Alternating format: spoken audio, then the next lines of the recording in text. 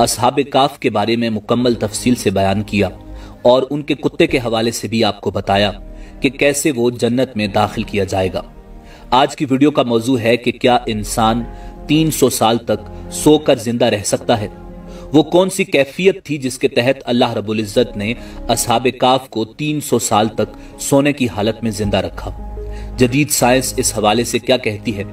नाज़रीन, सूरह काफ में अल्लाह रब्बुल इज्जत ने इरशाद फरमाया, जब वो जवान गार में जा रहे तो कहने लगे कि ऐ हमारे परवरदिगार, हम पर अपने हाथ से रहमत नाजिल फरमा और हमारे काम में आसानी के सामान मुहैया कर।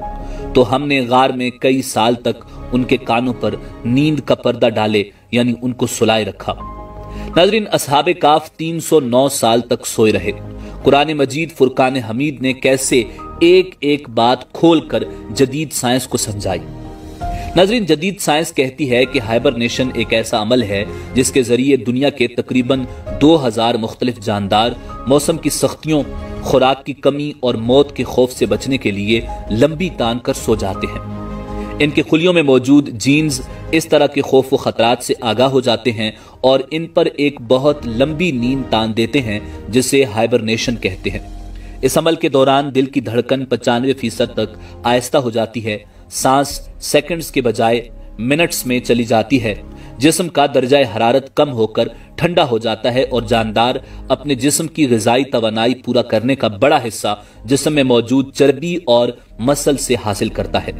खुराक या चर्बी से तवानाई हासिल करने के इस अमल को मेटाबॉलिज्म कहते हैं। इस तरह कुल मिलाकर आप ये कह सकते हैं कि हाइबरनेशन के दौरान किसी जिंदा चीज का मेटाबॉलिज्म इंतहाई सुस्त हो जाता है।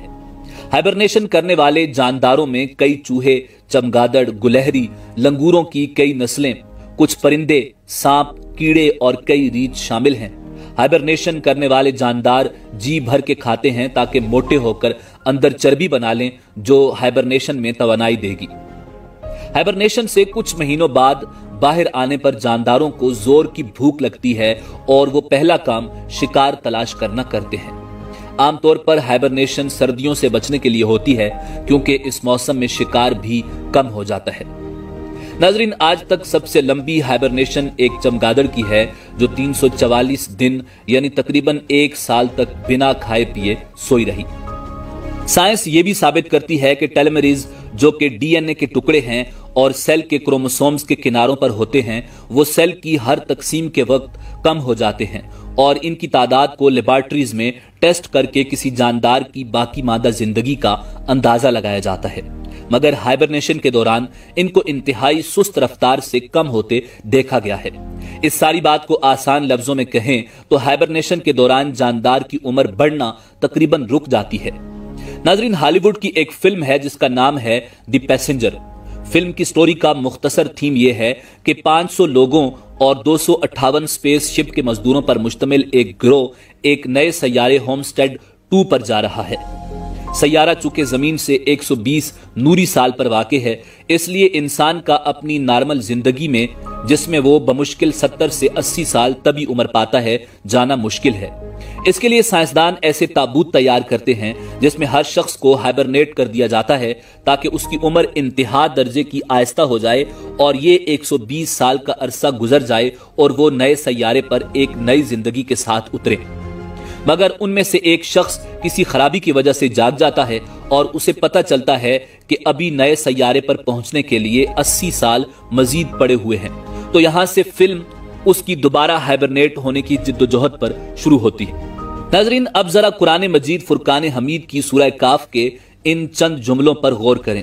तो हमने गार में कई सालों तक उनके कानों पर नींद का पर्दा डाले रखा और जब सूरज निकले तो तुम देखो कि वो उनकी गार के दाहिनी तरफ सिमट जाए और जब गुरूब हो तो बाएं तरफ कतरा जाए और वो उसके मैदान में थे।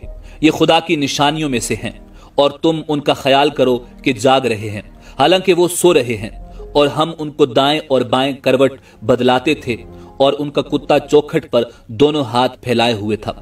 अगर तुम उनको झांक कर देखते तो पीठ फेर कर भाग जाते और दहशत में आ जाते। और इस तरह हमने उन्हें उठाया ताकि आपस में एक दूसरे से दरियाफ्त करें। एक कहने वाले ने कहा, तुम यहाँ कितनी मुद्दत रहे? उन्होंने कहा, 1 दिन या इससे भी कम।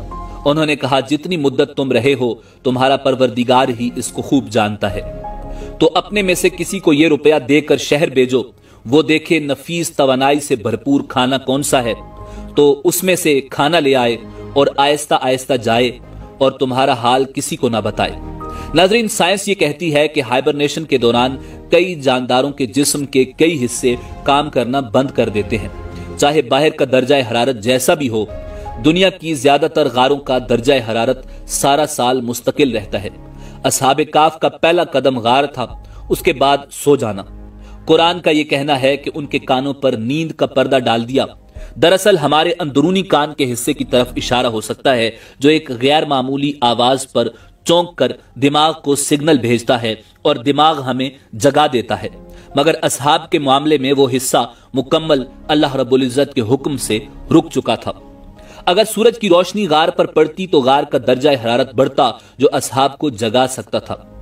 दूसरा, सूरज की तेज शुआएं जिल्द पर पड़ने से जिस्म में फ्री रेडिकल मॉलिक्यूल्स बढ़ते हैं, जो इंसान की उम्र बढ़ाना शुरू कर देते हैं। मगर कुरान का यह कहना है कि तुलू व गुरूब के वक्त सूरज गार के सामने न हुआ। इस वाकया को बड़े दिलचस्प मरहले में लेकर जा रहा है, यानी गार सारा अरसा ठंडी रही। नाज़रीन, साइंस मानती है कि सोया हुआ शख्स अगर ज्यादा देर तक करवट न बदले तो खून का बहाव रुकने और प्रेशर की वजह से जिस्म पर बड़े बड़े जख्मों की बीमारी का शिकार हो सकता है, जिसे प्रेशर अल्सर कहते हैं। मगर कुरान मजीद फुरकान हमीद कहता है कि असहाब की करवट बाकायदा बदलाई जाती रही, चुनाचे वो इस बीमारी से महफूज रहे। साइंस कहती है कि अगर आंखें ज्यादा देर तक बंद रहें तो आंखों के नर्व ऑप्टिक को नुकसान पहुंचाकर अंधा कर सकती हैं।